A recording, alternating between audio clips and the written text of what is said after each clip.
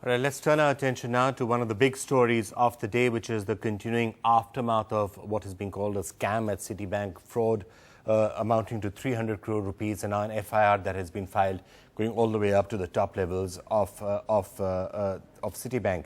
We're now being joined by Mr. Sanjeev Agarwal, who is the person who's filed an FIR and who's defrauded out of more than 30 crores of rupees.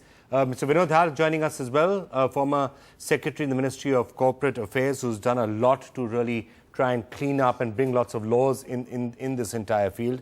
And Mr. C.S. Vaidyanathan, former Additional Solicitor General with us, Senior Advocate. Thank you so much, sir, for being with us as well.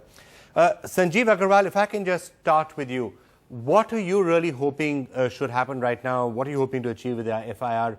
And are you hopeful that you will at some point get your money back? You know, I think predominantly two things, Vikram. One, to own up this goof up that has happened, and two, to ensure that my lifetime savings are restored, given that I have been a Citibank customer now for almost 8 years, and this is not one-time transactional relationship, but a relationship that had many dimensions.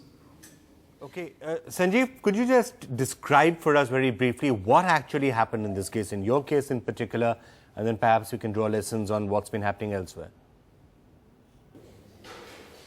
You know, Vikram, as I mentioned, I have been a Citibank customer since 2002, and I have been having a wealth management account since 2004. And as part of wealth management practice, Citibank appoints a relationship manager.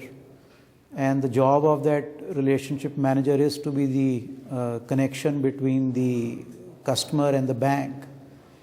And it's a common practice that these relationship managers get documents signed from you, which are blank, and then they fill the details of the respective security, depending upon what instrument they want to buy and sell. So this was the part that was abused, and money was moved. Instead of moving money into my account using those documents, money was moved into personal account of the employee over a period of about 1 year, and all along we were getting a bona fide email statement from Citibank account, right, showing that our money was intact.